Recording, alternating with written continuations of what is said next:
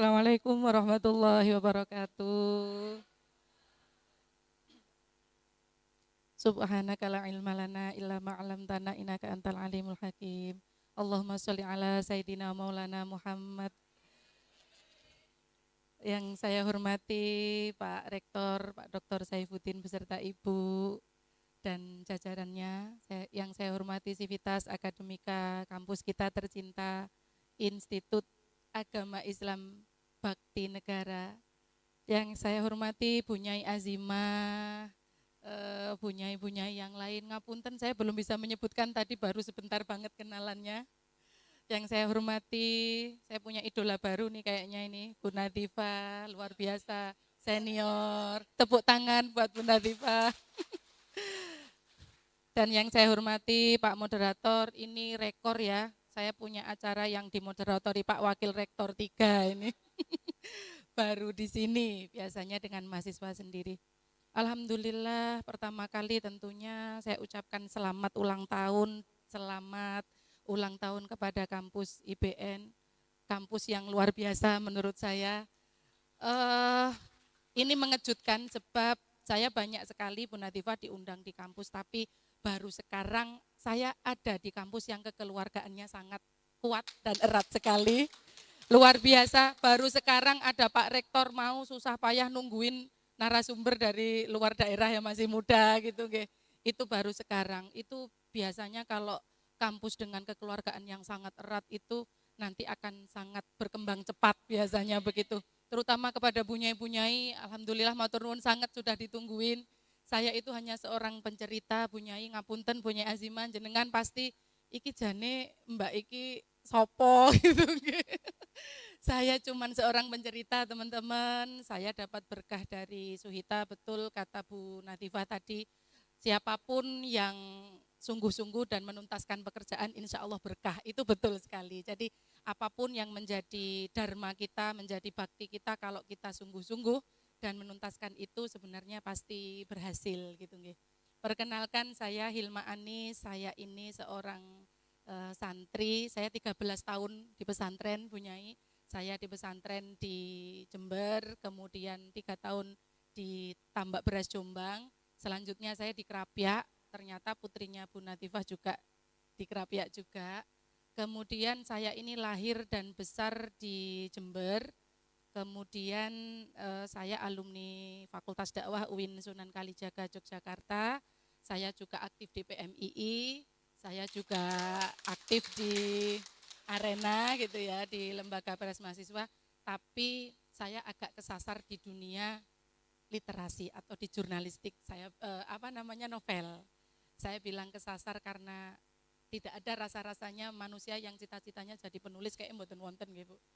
Maka saya selalu menganggap bahwa jadi penulis itu bagi saya adalah fadol. Saya enggak minta, tapi itu dikasih, dan kata Abah, yo nek kui fadol, nek gak mbok syukuri, kamu nggak terus menulis, ya itu kamu artinya tidak bersyukur. Jadi sebenarnya saya menulis itu adalah bentuk dari rasa syukur saya kepada fadol yang diberikan Tuhan kepada saya dalam bentuk inspirasi. Mohon doanya nggih teman-teman. Alhamdulillah. Jadi Suhita itu hari ini sudah disetel di Singapura, di Indonesia sudah semua. Sekarang Singapura, Malaysia, selanjutnya Hong Kong. Dan dalam beberapa waktu lagi akan tayang di series, ada 18 episode, dan alhamdulillah Pak Produser itu yang semula hanya melihat Suhita, lama-lama Mbak Hilma, saya mau juga dong novelnya yang sebelum Suhita, judulnya Wigati. Jadi setelah ini Wigati yang masuk layar lebar, mohon doanya teman-teman. Tidak banyak yang bisa saya ceritakan, tapi saya kepingin cerita kepada teman-teman, terutama yang masih mahasiswa, bahwa ternyata menjadi penulis itu memang bisa menjadi satu pilihan dalam hidup. Dulu saya tidak pernah berpikir bahwa orang itu bisa hidup dengan menjadi penulis, itu di dalam pikiran saya tidak ada. Tapi ternyata Abah pada saat itu benar, beliau berkata bahwa, nak, kamu kalau jadi mahasiswa jangan mempelajari semua hal, itu namanya kemaruk. Belajarlah satu hal aja, tapi tekuni, gali sedalam-dalamnya sumur itu sampai kamu menjadi ahli dan sampai tidak ada satu orang pun yang tahu bahwa kamu sedang menggali sumurmu itu. Jadilah mahasiswa dan santri dengan karakter sumur Sinobo. Waktu itu Abah ngendikan begitu. Sumur Sinobo itu adalah sumur di tengah padang pasir ya gambarannya, yang itu disobo orang. Orang selalu datang untuk kadang-kadang mencuci kakinya, kadang-kadang untuk berwudu, kadang-kadang sekedar minum, kadang-kadang membawa air itu sepanjang perjalanan. Mahasiswa di zaman sekarang harus menjadi sumur Sinobo, harus menjadi tempat bertanya. Tidak penting jenengan itu nanti menjadi apa atau apa, tapi kalian harus memiliki ilmu, biar kalau di masyarakat nanti menjadi sumur yang selalu didatangi orang, dan selalu menjadi tempat bertanya atau kita kenal dengan istilah bermanfaat. Jadi itu yang bisa saya ceritakan. Kemudian saya ingat sekali Mbah Kakung pada saat itu berkata, dia mengutip nasihatnya Semar, ojo mati tanpa aran, jangan mati tanpa nama, jangan mati sebelum meninggalkan karya. Kalau teman-teman lihat novel, film, itu sebenarnya hanya jalan. Tujuan saya bukan itu. Tujuan saya adalah dakwah. Kalau teman-teman lihat, iki bocah dari pondok cek senengi dolanan novel dan film, sebenarnya bukan itu. Saya itu sedang mengamalkan ajarannya Imam Ghazali bahwa, nak, kalau kau bukan anak raja dan kau bukan anak ulama besar, maka menulislah. Waktu itu, saya tuh mikir, di dalam pikiran saya tuh gini Bu Natifah, apa ya maksudnya? Saya dari MTS itu Abah sudah bicara soal itu. Kalau kau bukan anak raja dan kau bukan anak ulama besar, maka menulislah. Kok bisa? Itu maksudnya apa? Kok bisa disamakan dengan anak ulama besar dan anak seorang raja yang dengan fasilitas yang tentu saja kalau anak raja dan anak ulama besar berbeda ya dengan kami gitu ya. Sampai kemudian aliyah ditambah beras, sampai kemudian saya di Jogja, sampai kemudian lahir Suhita. Saya baru paham bahwa setelah Suhita lahir ya, tentu saja novel ketiga itu, bahwa ternyata orang kalau mau menulis, sungguh-sungguh, kalau bahasa Bu Natifah tadi sungguh-sungguh dan tuntas. Ternyata kalau orang mau sungguh-sungguh menulis, dia memang akan mendapatkan kemuliaan, akan mendapatkan persahabatan, akan mendapatkan kemanfaatan, akan mendapatkan silaturahim sebagaimana yang didapat oleh anak raja dan anak ulama besar. Saya keliling teman-teman dari pondok, rasa-rasanya sudah rata ya di Jawa dan luar Jawa. Itu bukan gara-gara apa, cuman gara-gara sebuah novel. Itu tidak ada di bayangan bunyai saya, guru-guru saya tidak ada. Kok ada santri keliling-keliling, kelilingnya ngapain? Sesungguhnya ziarah. Sesungguhnya saya itu sedang berburu. Maka kemarin ini saya bilang kepada Pak Zaki itu, saya tuh urusan film karena itu harus bekerja sama dengan pihak ketiga, itu membuat saya hampir 3 tahun ini tidak bisa tidur. Bayangin, film dibuat anak NU, produser itu menggelontorkan uang 24 miliar untuk film saya. Saya sampai ditanya, tirakate opo Hilma itu? Kok bisa filmnya sangat-sangat pesantren? Padahal saya itu disangoni dari film itu. Waktu itu kebetulan saya itu kan memang mengamalkan ajarannya Mbah Sunan Kudus, Bu Natifah, namanya Gus Jigang. Bagus, ngaji, dagang. Bagus itu berbuat baik, bertoleransi, tidak membeda-bedakan, ya pokoknya baiklah. Ji itu ngaji, Mbah Sunan Kudus berkata, ojo mandek ngaji, pokoknya sepanjang hidup kamu harus ngaji. Kalau saya ngaji itu berarti menulis, karena bagi saya menulis itu adalah mengaji dalam bentuk lain. Yang ketiga adalah dagang. Mungkin ini agak unik, atau mungkin tidak disampaikan selain saya. Tapi kalau saya karena kebetulan suami dari Kudus, suami saya itu cucunya Mbah Turaihan Kudus, dan kami mengamalkan ajaran itu, maka saya belajar berdagang sebagai wujud kemandirian. Tidak mau jadi subordinat siapapun. Saya juga punya buku itu akhirnya kami terbitkan Indi, dan alhamdulillah sudah 100.000 eksemplar itu kami terbitkan Indi. waktu film itu diminta sama produser, hati saya itu begini, kayaknya tidak usah. Nanti kalau berubah, saya pasti dimarahin ini sama penggemar-penggemar. Yang semula lovers jadi haters, nggih Bu. Karena tidak sama. Tapi produser terus meyakinkan saya, Mbak, kalau nggak difilmkan nanti tidak akan dibaca, tidak akan dinikmati semua kalangan, apalagi yang luar negeri. Jenengan harus keluar dari zona nyaman, jangan dari pesantren dibaca lagi orang pesantren. Itu namanya kalau bahasanya Abah buk-buk cung. Kalau kamu orang pesantren harus meluas lagi dakwahnya. Oke, saya bilang, monggo difilmkan, tapi ada part-part tertentu yang itu saya gondeli.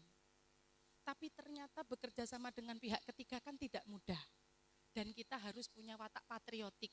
Kalau kita bekerja sama dengan pihak ketiga terus kita ngelek-ngelek lah mboten sae nggih.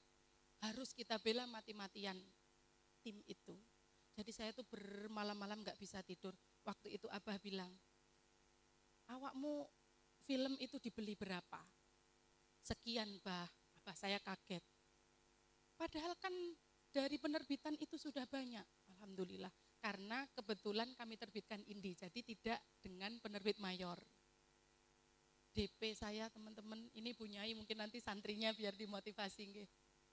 DP saya dari film itu bisa kami buat beli tanah berhektar-hektar untuk pengembangan pesantren Abah. Waktu itu di masa saya menulis Suhita itu saya berdoa, ya Allah ini novel ketiga. Saya termasuk aliran yang mempercayai bahwa kalau nulis apapun harus tawasul, itu saya. Kalau orang lain, enggak kan duduk disertasi, kan bukan tesis, kan bukan buku ilmiah, kan bukan jurnal. Masa novel aja ditirakati. Kalau saya iya, karena kita kan enggak tahu nggih berkah itu datangnya dari mana kan kita tidak pernah tahu. Dalam hati saya, ya Allah ini novel ketiga saya, mudah-mudahan novel ini bisa ngelabeti keluarga kecil saya, bisa ngelabeti pesantrennya Abah, dan bisa ngelabeti masyarakat saya. Ternyata dikabulkan. Jadi Suhita itu perjalanannya luar biasa. Yang ada di sekitar Suhita itu rasa-rasanya hanya rezeki itu Mbak Natifah. Sebab apa? Saya bikin novel Wigati itu 4 tahun baru selesai. Saya kalau bikin novel harus riset. Waktu itu saya belajar mati-matian soal keris. Jadi sampai 4 tahun itu baru kelar. Sedangkan Suhita itu hanya 7 bulan. Sangat mudah. Kemudian tidak ada kesulitan yang berarti. Segala sesuatunya mudah. Maka kita kadang-kadang apa yang kita rencanakan memang tidak selalu berhasil. Tapi kadang-kadang yang kita anggap sepele justru hasilnya luar biasa. Kadang-kadang misterinya hidup itu seperti itu nggih. Jadi alhamdulillah Suhita itu berkahnya luar biasa. Saya jadi banyak bersilaturahim dengan banyak sekali orang juga gara-gara novel itu. Terutama ketika kemudian terjun di dunia film. Berarti saya begini, berarti nasihatnya Mbah Kakung pada saat itu benar. Teken, tekun, tekan. Kamu harus punya teken. Teken itu cita-cita. Dalam bahasa pesantren berarti himmah. Ojo sampai wong urip itu enggak punya himmah. Adik-adik yang masih mahasiswa, dari sekarang ini pegang itu teken. Cari himmahmu dalam hidup itu apa. Kemudian tekun. Kalau dalam bahasa pesantren berarti istiqomah. Tekun harus ditekuni. Kalau kamu sudah punya himmah, kamu itu tekun, maka akan tekan, maka akan hasil maksud. Bahasa pesantrennya hasil maksud atau kita kenal dengan keberhasilan. Siapapun, itu nasihat Jawa nggih. Siapapun yang punya himmah, dia istiqomah maka akan sampai teken, tekun, tekan. Itu saya buktikan di Suhita. Alhamdulillah. Nah, di kesempatan yang berbahagia ini karena ini temanya tentang perempuan, ini mohon izin Bu Natifah saya hanya membagi dari sedikit yang saya tahu dari poro sepuh. Ngapunten Bu Nyai, saya ini meskipun santri saya tidak bisa dalil. Yang saya pelajari dari dulu saya muda itu memang ajaran Jawa. Jadi saya ini sesungguhnya seorang perempuan yang dalang yang menyamar jadi penulis, Pak. Kalau jenengan itu meminta saya bercerita soal wayang, saya hafal di luar kepala sebenarnya. Jadi saya nggak tahu ya, dulu ketika Abah berkata satu hal, kamu tekuni itu dan jadilah orang yang paling sungguh-sungguh di bidang itu. Itu Bu Natifah yang saya pelajari adalah wayang. Maka secara refleks yang saya tulis itu adalah selalu berbau wayang. Nah berkaitan dengan Gus Jigang tadi, dagang, kemudian jilbab-jilbab yang saya pakai, yang saya orbitkan. Ini yang dipakai para bunyai-bunyai, ini ada jilbab pagelaran. Semuanya tentang wayang. Itu adalah yang dulu saya pelajari. Di Jogja selain aktif di di LPM Arena, saya aktif di Elkis juga, di Mata Pena. Saya juga kursus gamelan. Jadi saya itu memang secinta itu pada dunia Jawa dan ternyata yang membuat hari ini Suhita berbeda bukan keterampilan menulisnya, tapi Jawanya ini. Maka adik-adik jenengan mulai sekarang tentukan apa himmahmu dan kelak petiklah buah yang paling rendah. Tidak usah kepengin seperti teman-temannya, kepengin seperti A, seperti B, bahasa Jawanya ojo dibanding-banding gitu ya. Tapi milikilah value yang itu memang jenengan gali dan petiklah itu. Suhita itu bisa seperti itu karena kecintaan saya kepada wayang. Maka dalam kesempatan yang berbahagia ini akan saya sampaikan ajaran yang saya ketahui dari Mbah Kakung. Saya bilang Mbah Kakung karena kebetulan Mbah Kakung saya itu orang Boyolali, beliau sangat Jawa. Bejo-bejone ibu saya itu orang Jawa, dipek orang pesantren itu. Tapi ternyata yang lebih bejo itu saya karena di dalam diri saya ini pada akhirnya separuhnya pesantren, separuhnya Jawa. Saya termasuk orang yang nguri-nguri budaya Jawa. Jadi pada saat itu, ini cerita ya teman-teman bahwa hidup itu enggak ada yang mudah ya. Jadi sebelum ini saya sampaikan, Suhita itu begitu viral, itu kan sebenarnya sejarah lahirnya lucu. Jadi saya itu mengerjakan novel Wigati, karena Wigati itu kebetulan banyak yang seneng. Mereka pada bilang, ayo Neng dilanjutkan. Sekarang kan jadi penulis itu diatur Pak sama pembaca. Mereka tuh berkuasa, ngamuk-ngamuk, memaksa gitu nggih. Kalau enggak sesuai keinginannya itu, gimana ini kok enggak selesai itu berhak sekarang namanya pembaca itu raja. Bukan hanya pembeli yang raja, pembaca adalah raja. Saya mikir, waduh ini Wigati saya lanjutkan, saya itu bukan tipe penulis yang pengen karyanya banyak itu mboten. Logika saya adalah kelungsu-kelungsu waton udu. Walaupun itu hanya kelungsu, isinya buah asam itu loh yang hitam, tidak ada nilainya. Tapi waton udu yang penting nyumbang. Lebih baik kita itu nulis walaupun satu, tapi menyumbangkannya di jagat literasi daripada tenggelam dalam angan-angan berbuat banyak. Kalau saya kan gitu, enggak penting novel itu banyak, enggak satu aja enggak apa-apa, yang penting bagus, long time, usianya panjang. Maka pada saat itu saya bilang, pokoknya saya mau melanjutkan Wigati. Tapi ternyata saya neliti keris Banten itu sulit sekali datanya. Saya putus asa, iseng-iseng saya nulis Suhita di FB. Teman-teman pasti mengikuti ya. Pada saat itu lagi rame-ramenya tahun politik, Bu. Jadi sedang di media sosial itu orang pada bersih tegang. Saya muncul membawa angin segar bernama Hati Suhita. Keahlian saya sejak zaman MTS di bidang sastra itu sudah saya pelajari sudah lama. Maka di FB itu saya atur. Ada suspense, ada surprise. Bagaimana orang itu dari bab 1 nggak bisa tidur mikirin bab 2. Strategi. Sampai bab 13. Ada masalah. Karena memang hidup itu tidak ada yang mudah. Nama saya sama seseorang atau entah oknum dirubah menjadi nama dia. Akhirnya orang-orang menyangka Hilma Anis ini plagiator. Dia menuliskan karya orang lain. Jenengan bisa bayangin susah payah nulis, tiba-tiba diakui oleh orang bahwa itu karyanya, nyesek enggak kira-kira? Nyesek. Dari situ saya berhenti. Ternyata ini dua sisi mata pisau. Sastra digital itu dalam hitungan detik bisa diposting dan direspon dengan baik, tapi di detik yang sama bisa dikopas orang. Itu namanya musibah pada saat itu. Tapi karena saya bingung, udahlah berhenti. Lalu suami bilang, itu kalau berhenti eman karena sudah ada pembacanya, jadikan buku. Akhirnya kami jadikan novel berjudul Hati Suhita. Di FB itu 13 bab, di buku 33. Jadi orang-orang tidak terlalu marah ya menunggu karena hasilnya kan banyak. Tidak terlalu rugi ketika dia akhirnya meminang buku itu. Tetapi ada masalah lagi. Begitu Suhita itu viral, Bu Natifah, tiba-tiba saya dimanfaatkan orang. Banyak sekali jilbab merek Suhita, baju merek Suhita. Padahal yang bikin itu kan saya. Walaupun Suhita itu adalah nama perempuan besar di zaman Majapahit. Tapi yang memperkenalkan kepada publik kan saya pada saat itu. Dengan cerbung berjudul Hati Suhita. Sampai ke Madu Suhita. Sampai ke Ngapunten Pakaian Dalam Suhita. Udah tidak bisa dikendalikan. Karena orang-orang ya, kafe Suhita. Lah kan orang-orang taunya itu punya saya, padahal bukan. Ini kan kacau. Saya ingat nasihatnya Abah, nak, Abah saya sudah meninggal. Kenapa saya selalu bilang Abah, karena beliau itu sangat dekat ya di hati saya.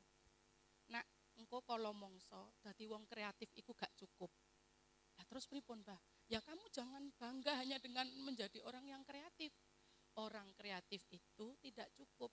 Dalam perkembangannya orang kreatif itu harus inovatif. Harus mau mencoba hal-hal baru. Saya pikir itu cukup, kreatif, inovatif. Ternyata tidak teman-teman. Kata Abah, nanti ada masanya orang kreatif, inovatif gak cukup, harus kolaboratif. Berarti kolaboratif artinya apa? Bisa bekerja sama dengan pihak lain. Lah, di saat gonjang-ganjing orang-orang pakai merek Suhita itu, suami langsung oke, kita harus ke Disperindak, kita patenkan merek Suhita. Awal mulanya gitu. Lah, di Disperindak itu ditanya, ini mau dibuat apa Bu merek Suhita? Blank kan, wong isone nulis nggih. Enggak ngerti ini mau bisnis fashion, mau dagang apa kan belum ngerti sama sekali. Ya udah dicontreng semua nih, kuliner semua dicontreng. Yang penting Suhita itu punya kami. Baru setelah itu mikir, ini enaknya ngapain? Blank. Maka saya ingat dawuhnya apa? Yang penting harus bisa kolaboratif. Oke, kita bekerja sama dengan pihak ketiga, kita cari vendor, sampai kemudian lahirlah jilbab Suhita, tas Suhita, mukena Suhita, dan lain-lain. Jadi kadang-kadang musibah itu membawa berkah itu teman-teman. Nah, di situ kemudian sejarah Suhita itu dimulai bahwa itu bukan hanya tentang novel, itu bukan hanya tentang brand, tapi Suhita ini ternyata adalah saya sedang merawat agen-agen budaya karena kebetulan Suhita itu punya 100 lebih agen di seluruh Indonesia, bahkan ada yang Hong Kong, kemudian Malaysia, kemudian Taiwan, semuanya perempuan dan semuanya punya prinsip yang sama dalam hal Gus Jigang, bagus, ngaji, dagang, gitu. Jadi perempuan-perempuan di Suhita ini, agen-agen Suhita ini sesungguhnya adalah agen budaya yang juga berkembang untuk kemandirian. Mandiri itu bukan soal nominal teman-teman, mandiri itu soal mental. Mental tidak bergantung, mental tidak mengharapkan apapun selain yang diusahakan oleh tangan dan kaki kita sendiri. Itu namanya kemandirian. Adik-adik harus berhenti punya cita-cita, aku pengen suami yang kaya, berhenti. Tapi aku harus jadi orang yang kaya. Aku pengen punya mertua yang kaya, jangan.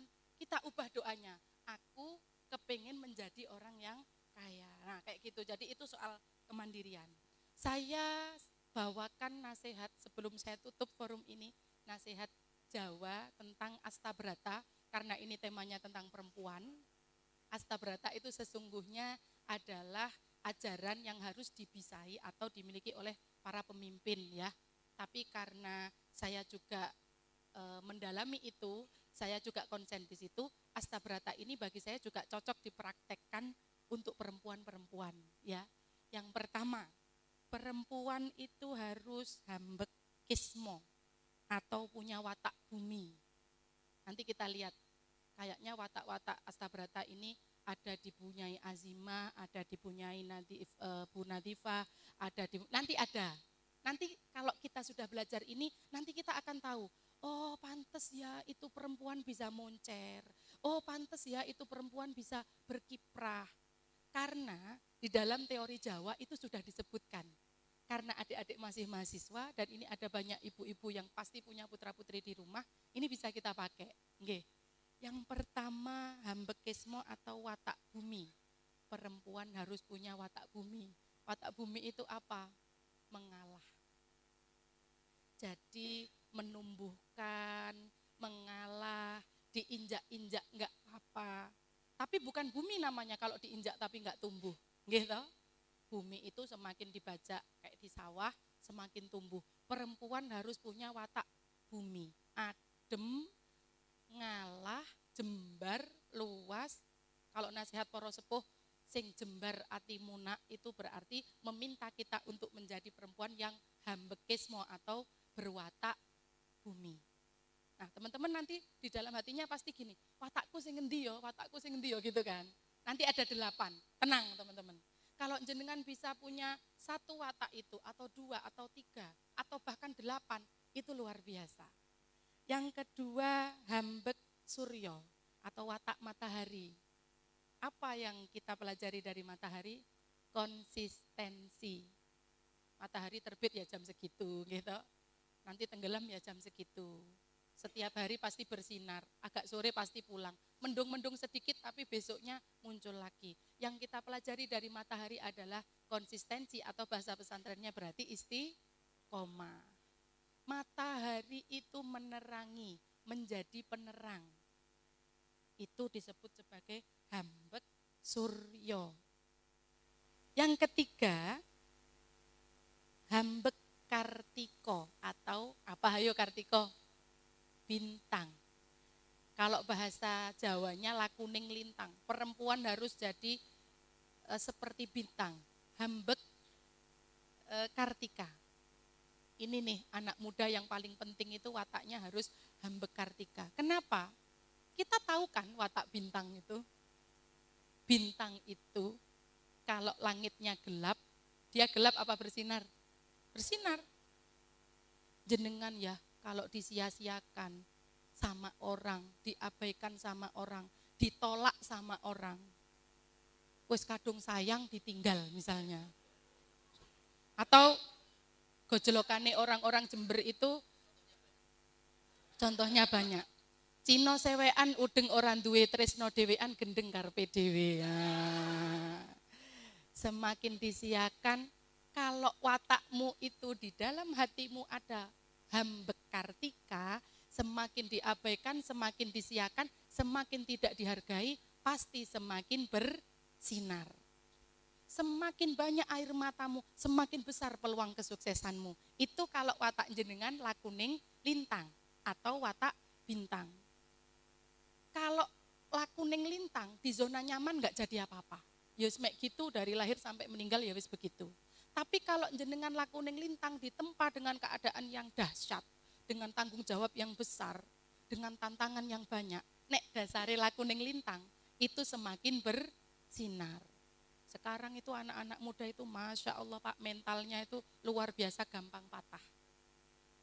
Orang-orang film itu kalau ngeluh ke saya, Ning, tolong disampaikan ya Ning, kalau di kampus-kampus, kalau di pesantren-pesantren.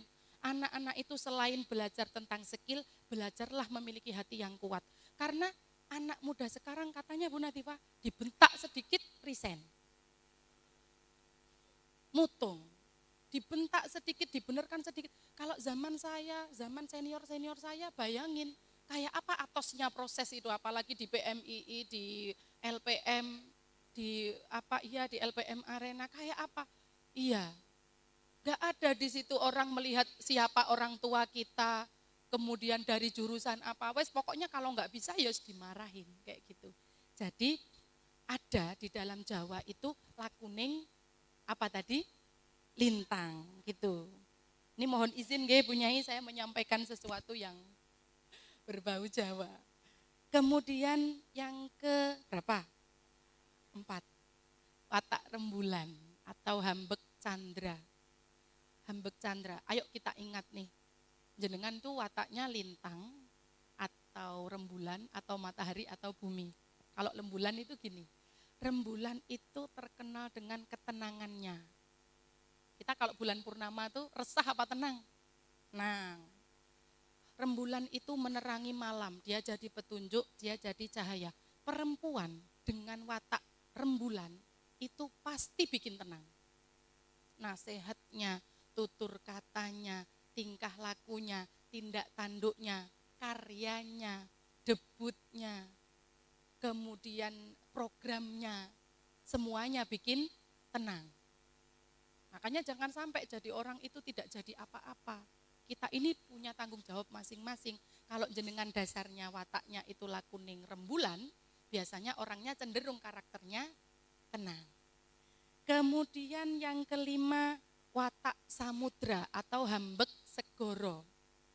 Kalau pemimpin, kayak Pak Rektor, kayak Bu Nyai, kayak Pak Yai, kalau cuman memiliki watak itu hanya 4, kurang. Kalau pemimpin harus 8, 8-8-nya harus bisa. Di satu masa dia harus tenang, di satu masa dia harus konsisten, seperti matahari. Di satu masa dia harus bersinar, seperti bintang.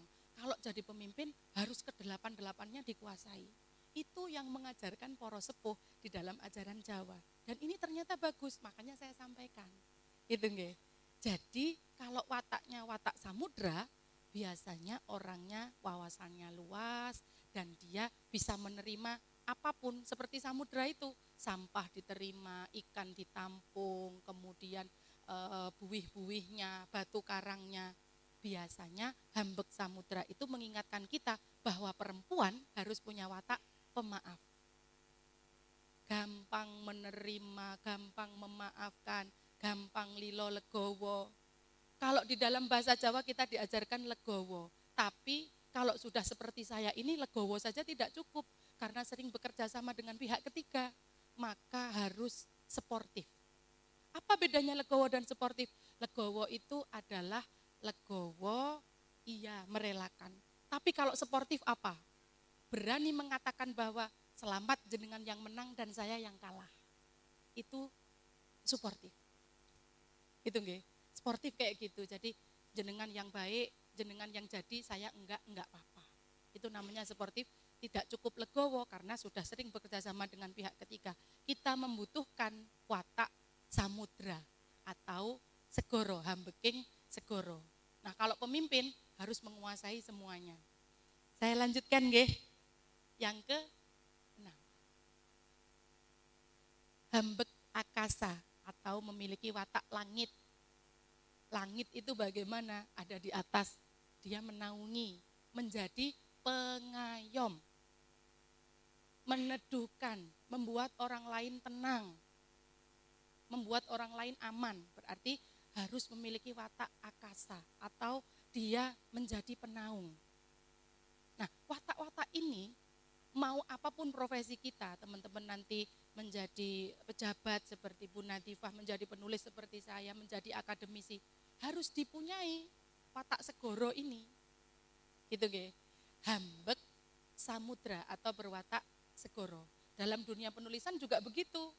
Kita akan mendapatkan banyak sekali inspirasi kalau kita itu berwatak segoro. Kadang-kadang penulis itu ngeten ibu-ibu. Aku jadi penulis itu cukup dengan banyak membaca. Padahal mboten. Jenengan kalau banyak membaca tapi tidak pernah berdiskusi, jadinya sombong. Merasa pinter, merasa bener. Saya kemarin itu matur sama ibu saya, Bu, saya mau libur sampai akhir tahun. Terus habis itu ada undangan dari Jogja, kampus saya sendiri, saya diminta berbicara di PBAK 6.000 mahasiswa itu saya harus menjelaskan soal inspirasi dan lain-lain ya. Karena saya enggak waktu itu masih kepingin libur, ibu saya marah. Awakmu iku lapo sih? Wong cuman dikongkon cerita-cerita kok gak gelem budal. Udahlah kamu berangkat, kamu kalau tidak berangkat, kamu tidak akan ngaji. Esensi kamu ada di tempat-tempat dari satu pesantren ke pesantren, dari ke kampus, itu sebenarnya yang belajar itu kamu. Lihat nanti di sana pasti ketemu dengan orang-orang baru, dengan Bu Nyai, dengan Pak Rektor dan jajarannya, dengan Bu Nadifah, dengan yang lain-lain. Sebenarnya yang belajar itu kamu. Kalau kamu diam di rumah, tidak akan belajar, maka kamu harus berangkat. Nah, itu loh yang kadang-kadang saya jadi sadar bahwa sebenarnya kami-kami yang di depan ini belajar nggih, Bu. Bukan mengajari, tapi kan ketika seperti ini ketemu nggih dengan jenengan-jenengan, jadi kita juga belajar. Itu disebut kalau dalam dunia Jawa hambek segoro, harus mau menerima apapun yang dilihat, ombaknya, sampahnya, keburukannya, kebaikannya dan seterusnya. Gitu nggih. Saya lanjut. Ini diam semua, ngantuk apa terpana ini?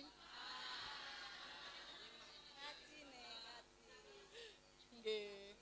Punyai ngapunten jenengan kalau berharap saya bicara soal kepesantrenan, keislaman dan lain-lain, sudah banyak pakarnya nggih. Yang saya katakan hanya yang saya pelajari gitu nggih. Jadi kalau mengundang Hilma nanti dia akan pasti tentang dunia Jawa. Kan saya sudah bilang tadi saya ini dalang yang menyamar ya, Pak. Nggih.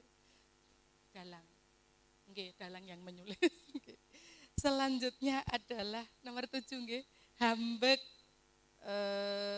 angin, watak angin, watak hambek maruto atau lakuning angin atau berwatak angin. Kalau angin, manusia itu ternyata harus punya empati. Bisa masuk ke semua celah, bisa membuat kita segar, bisa membuat kita bernafas, bisa membuat kita hidup. Itu namanya hambek maruto atau lakuning angin atau hambek angin. Kalau mau jadi pemimpin berarti harus punya empati. Perempuan harus punya empati. Tidak cuma cerdas tapi punya empati. Nanti kalau adik-adik sudah seperti saya nanti akan tahu betapa pentingnya sebuah empati. Karena kita masih muda. Tapi kadang-kadang ada di satu forum, ada orang yang lebih tua, tapi ternyata tidak berempati. Ada ternyata yang masih muda pandai berempati. Ada yang sepuh pandai berempati juga banyak. Lalu kita akan sadar pentingnya empati. Misalnya Pak produser saya, Suhita itu, yang minta jadi film itu tidak hanya satu teman-teman. Banyak dengan harga yang lebih fantastis. Kenapa saya akhirnya takluk pada yang kamu tulis? Tidak ada maksud apa-apa selain mengalih visualkan itu menjadi lebih indah. Kalau yang lain gimana? Mbak, ini kan baru film pertama. Jangan mahal-mahal lah, misalnya. Mbak, jenengan kan baru pertama ini toh nulis. Tidak tahu bahwa saya sudah 3 kali menulis. Nggih. Nanti akan seperti ini. Nah, empatinya Pak produser itu sangat luar biasa. Dia tahu Mbak nanti ziarahnya tetap ada, di Mbah Hasan Besari tetap ada, di Mbah Tembayat nanti tetap ada. Nanti kita carikan pesantren terbaik biar orang-orang di Indonesia tahu pesantren itu bagus dan indah dan bersih. Nggih kan? Seperti yang jenengan lihat. Kita carikan tokoh yang semirip mungkin. Dia berempati kepada pembaca. Pembaca itu bayangannya yang jadi Gus Biru adalah Umar Dhanil. Bayangin itu adik-adik. Ini masih muda-muda. Syuting nggih, Pak di Kediri. Ini saya cerita. Syuting itu kan tertutup, tidak boleh diupload, tidak boleh dipublikasikan.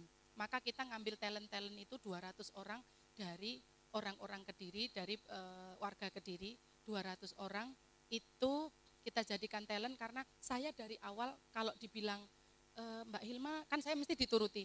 Mbak Hilma mau enggak kalau misalnya yang jadi talent itu santri? Saya bilang jangan. Saya berbeda Pak dengan penulis lain. Bagi saya santri itu tugasnya ngaji, bukan main film. Kalau harus di film, biar mereka seperti saya yang nulis.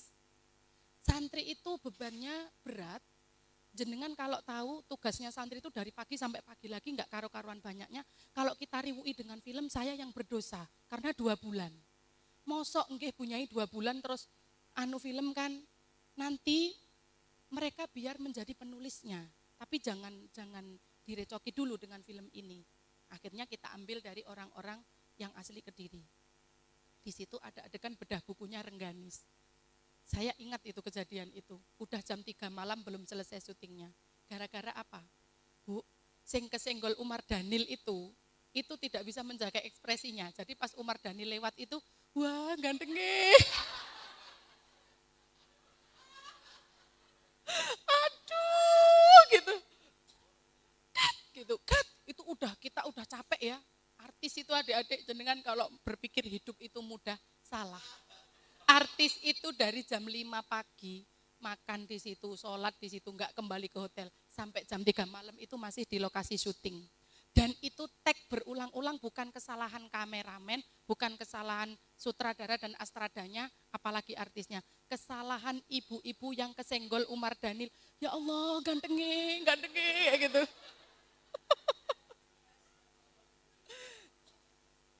Terus nanya ke saya, "Ning, jenengan ngene iku lho, ketemu wong kaya Umar Dhanil setiap hari intens, itu perasaan jenengan gimana?" gitu.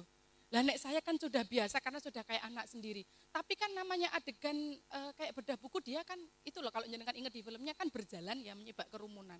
Itu berapa kali tag karena ya itu tadi. Lucu-lucu orang-orang. Akhirnya saya kasih solusi, "Pak, itu dipisah aja deh, laki-laki di sana, perempuan di sana. Nanti yang dilewati itu yang laki-laki aja gitu. Jadi biar tidak berlarut-larut." Loh, sing diliwati kerumunan laki-laki, itu Umar Dhanil liwat itu ekspresinya tetap ya Allah. Gitu. Itu piye? Sementara kita kan bukan layar kecil ya, layar lebar. Gurat wajah, air muka, ekspresi itu kan kelihatan. Ulang lagi, jadi tantangannya tuh luar biasa sekali. Bikin film itu tidak pernah mudah, teman-teman. Sutradara tuh selalu bilang, "Neng, bikin film jelek itu loh sulit. Apalagi bikin film yang bagus. Yang jelek itu loh sulit kalau sudah layar lebar itu." Bayangin kadang-kadang saya diprotes, "Kok enggak di pesantren ini sih? Kok di pesantren ini sih? Kok di pesantren itu sih?" Jenengan bayangin, krunya itu 200 orang. Mobilnya itu truk sama kontainer itu ada 27, masih ditambah towingnya mobilnya Aruna yang Porsche itu. Itu mobil enggak boleh ditumpaki nggih, itu harus dinaikkan ke towing karena kita sewa. Lah kalau pesantren yang dimaui pembaca, lah yo macet selama 2 bulan. Makanya kita nyingkreh ke sana jauh biar kru-kru ini juga bisa leluasa pergerakannya, mobilitasnya. Lah kadang-kadang yang komentar kan enteng aja. Kok pesantrennya enggak di ini aja sih, kok enggak di itu aja sih? Kan ngoten nggih. Makanya paling enak itu adalah bukan berkarya tapi itu nggih. Itu hasanah tadi. Berkarya itu gak mudah teman-teman, tantangannya itu luar biasa. Maka saya itu selalu mengulang-ulang nasihat ini. Aku kadang-kadang ya kayak menjadi angin itu, hambek maruto. Saya harus berempati. Oh ternyata begini dari sisi pembaca, begini dari sisi penulis itu, begini dari sisi produser itu, begini dan seterusnya. Tapi semuanya kalau kita kembali kepada keberkahan, itu disebut sebagai keberkahan. Makanya ketika Suhita mau tayang itu saya ziarah kemana-mana ke wali-wali. Saya minta doakan, bukan untuk kesuksesan filmnya, bukan. Tapi sebenarnya sesungguhnya untuk hati saya sendiri, biar kuat, biar tatak. Lek ditukani bunyai-bunyai biar saya bisa anteng, enggak bales, enggak ngamuk, klarifikasi. Kalau soal kayak gitu tuh enggak ada gunanya. Memang film sudah jadi. Saya tuh mendoakan batin saya sendiri kalau saya ditukani kiai-kiai, biar saya itu tuh kuat. Tapi ternyata yang terjadi adalah berkahnya. Ternyata di seluruh Indonesia bunyai-bunyai malah nonton. Alhamdulillah. Oh, sampai banyak yang seragaman Fatayat itu, Bu Natifah, banyak yang pakai seragam berkali-kali. Alhamdulillah. Itu disebut sebagai berkah. Lah, itulah. Kemudian selanjutnya yang keberapa tadi? Yang ke-8. Oke, saya buka catatan dulu. Yang ke-8 adalah hambek agni atau watak api. Kalau hambek agni ini berarti berwatak api, berarti adalah mematangkan. Jadi kalau matahari itu bersinar, kalau api itu mematangkan semangat atau mendorong atau memberikan semangat. Pemimpin atau perempuan atau jenengan kalau jadi ibu itu harus punya watak hambek agni atau bisa memberikan semangat. Saya tadi matur kepada Bunyai Azimah karena kebetulan ada yang bertanya sejak kapan saya memulai menulis itu saya ceritakan. Ini mungkin teman-teman di rumah jadi pengasuh pondok pesantren atau sedang jadi ning muda atau jadi pendidik. Saya itu bisa menulis itu jujur itu gara-gara bunyai saya namanya Bunyai Umtah dari Tambak Beras, Bunyai Umtah Nasrullah itu. Jadi kebetulan beliau itu adalah kawan baik abah dan ibu saya kuliah di Jogja. Kebetulan abah saya itu dulu jadi ketua cabang PMII setelah Gus Yus di Jogja. Kemudian ibu saya juga di PMII, akrab dengan Bu Nyai Umdah. Begitu saya dewasa, saya dipondokkan di pesantren beliau di Tambak Beras. Nah, di sana awal mula saya itu bisa senang dengan dunia penulisan, sebenarnya sudah MTS, tapi di sana waktu itu sama Bu Umdah dibuatkan kamar khusus, Bu Natifah, namanya kamar Departemen Penerangan, karena waktu itu masih eranya Pak Harmoko ya, jadi namanya kamar depen, isinya 5 orang, 5 orang itu secara khusus digembleng sama ibu untuk bikin majalah, karena beliau perempuan yang progresif, beliau bilang bahwa jangan ikut santri putra, putri harus punya majalah sendiri. Waktu itu di mana-mana majalah itu gabung, dan yang putri itu cuma jadi kontributor. Tapi ibu dengan semangat gendernya, pokoknya harus bisa bikin sendiri, nggak boleh ikut santri putra. Ibu itu matur bilang kepada pengurus-pengurus, Mbak, 5 orang ini santrinya Abah yang mengaji dalam bentuk lain. Nek ono telate jamaah, ojo mbok takzir. Nek ono telate ngaji, ojo mbok takzir. Nanti ngajinya langsung sama ibu, langsung sama saya. Jadi kami itu dilindungi. Kami didatangkan pelatih-pelatih itu, pelatih menulis jurnalistik itu dari Jogja, dari Malang. Beliau berkata, jangan pulang dulu sebelum isi kepalamu pindah ke anak ini. Pokoknya santriku 5 iki sampean gembleng sampai iso. Kayak gitu. Dan Bu Nyai saya itu satu-satunya perempuan yang menurut saya pada saat itu setiap kali tampil di depan santrinya untuk ngisi, kalau malam Jumat itu kan biasa nggih, Ibu Nyai sambutan. Selalu bicara tentang buku yang barusan beliau baca. Jadi beliau tidak hanya memberikan semangat yang sifatnya domestik, tapi ibu tuh barusan baca buku ini, ibu tuh barusan deres kitab ini, ibu tuh barusan menghatamkan buku ini. Jadi kita tuh kalau lihat Bu Nyai, oh ibu itu bisa pinter karena membaca ya, bukan sekedar menyediakan perpustakaan. Sekarang kita berlomba-lomba ibu-ibu bikin perpustakaan api-apian di kampus, berlomba-lomba bikin perpustakaan api-apian di pondok. Tapi santri tidak melihat kita sebagai pembaca buku. Nggih napa mboten? Iya. Padahal itu penting. Yang paling penting dilihat santri itu bukan besarnya perpustakaan dan lengkapnya koleksi, tapi kita ini loh tampil sebagai pribadi yang sangat bergantung kepada buku-buku. Nah itu saya pelajari. Ibu ini kok mesti selalu bicara soal buku baru. Kadang dibawa. Saya kemarin baca buku ini, ini bagus. Disambutannya selalu seperti itu. Alhamdulillah ketika di Jogja terjun di LPM Arena, saya sudah tidak kagul. Yang lain masih belajar 5W1H, saya sudah berkali-kali jadi pimret. Yang lain masih belajar soal berita, saya sudah fokus ke sastra. Karena Abah bilang, kamu kalau di jurnalistik karena kamu dari pesantren, Abah tidak mau kalau kamu di berita, tapi kamu harus berdiri sendiri. Karena aktivitasnya kita nyon sewu terbatas nggih kalau di pesantren, maka solusinya adalah dari sastra itu tadi gitu. Nah dari situ loh kemudian saya selalu berpikir bahwa memang menjadi perempuan, terutama kalau kita punya tanggung jawab jadi pemimpin, ya kita memang harus belajar soal astabrata ini. Kadang-kadang kita harus bisa memberikan semangat atau hambek agni, kadang-kadang kita harus konsisten seperti matahari, kadang-kadang harus ngalah seperti bumi dan seterusnya. Jadi 8 hal itu mungkin akan jadi oleh-oleh pertemuan kita, nggih. Kita kan nggak tahu ketemu lagi kapan, tapi saya sangat berharap 8 hal ini bisa diingat-ingat sama teman-teman, terutama para generasi muda, mahasiswa-mahasiswi IBN yang kelak akan menjadi penerus bangsa. Kita harus ingat ya, IBN itu kepanjangannya, B-nya kan bakti. Itu nggak main-main. Kampus mana yang ada nama bakti ke bakti, sudahlah bakti, negara lagi.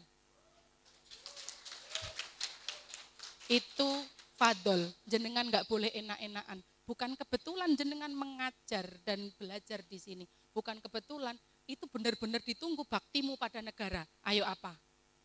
Kalau yang lain paling bakti ke masyarakat, bakti ke keluarga. Lah kampusnya jenengan apa? Bakti negara. Oh, gak luar biasa itu. Nah, baktimu kepada negara itu ditunggu.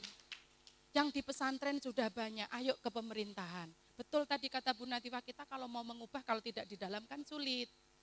Saya juga begitu, kenapa saya kok konsisten di penulisan? Saya tahu teman-teman, kalau satu peluru cuma bisa menembus 1 kepala, tapi 1 tulisan bisa menembus 1000 kepala. Seberapa lantang sih suara kita berteriak? Maka harus belajar menulis. Jadi kalau teman-teman lihat, berarti Mbak Hilma tuh pengennya semua santri, semua mahasiswa pengen jadi penulis. Boten. Itu tujuannya sebenarnya adalah tetap dakwah, tetap nguri-nguri dakwahnya Wali Songo dan seterusnya. Jangan sampai menyepelekan semangat menulis, nggih adik-adik, profesi apapun butuh keahlian menulis. Adik-adik jadi bunyai juga butuh keahlian menulis, jadi legislatif, jadi pemerintah juga butuh keahlian menulis, jadi pendakwah juga butuh keahlian menulis. Orang itu kalau tulisannya bagus, mau bicara apapun pasti menyentuh, dan itu bisa merubah pemikiran dan hari-harinya orang-orang. Kadang-kadang kita lagi suntuk banget, tapi dengan satu tulisan kita tiba-tiba bisa bersemangat. Nggih napa mboten? Kadang kita merasa hidup ini kok sia-sia banget, tapi gara-gara baca statusnya siapa gitu, tiba-tiba bangkit lagi.